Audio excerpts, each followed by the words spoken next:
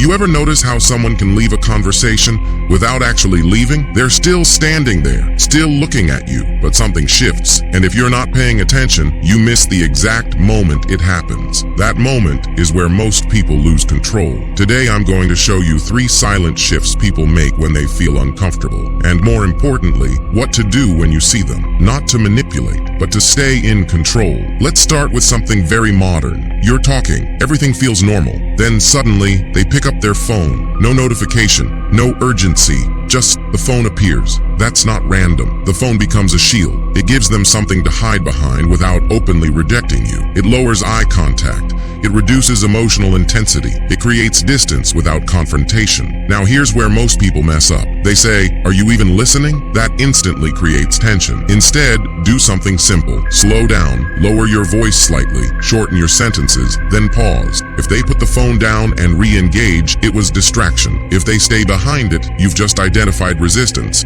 Now you know the energy changed, and you can adjust instead of pushing. Second one, over-nodding. You're explaining something important. They nod, then nod again and again. Too fast, too automatic. That's not deep agreement. That's often impatience or hidden disagreement. Over-nodding is a social shortcut. It says, "I'm cooperative," without actually engaging. Watch closely. When someone truly agrees, they don't just nod. They respond. They add something. But when the nodding is excessive and there's no real input, that's surface-level compliance. And if you keep talking because you think they agree, you lose leverage. So here's the move. Stop, mid-sentence if you have to. Then calmly ask, "What do you think?" and stay silent. That silence forces authenticity. You'll immediately feel the difference between real agreement and polite avoidance. Now the third one is subtle and powerful. You ask a direct question, something slightly uncomfortable. They answer, but their voice drops a little. They break eye contact for a second. Then they respond quickly. That tiny shift matters. When people feel exposed or unsure, the nervous system reacts first. Eye contact breaks to reduce pressure. Tone shifts to regulate emotion. It doesn't automatically mean lying. It means tension. And tension is information. Most people respond to tension with more pressure. That's a mistake. Instead, lower your own tone. Hold steady eye contact and let the silence breathe. Silence creates space, and space makes people reveal more than force ever will.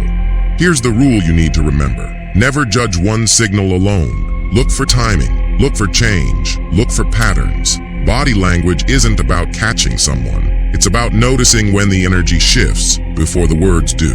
Because the person who reacts emotionally loses. The person who observes calmly wins. Not loudly, not aggressively, but strategically.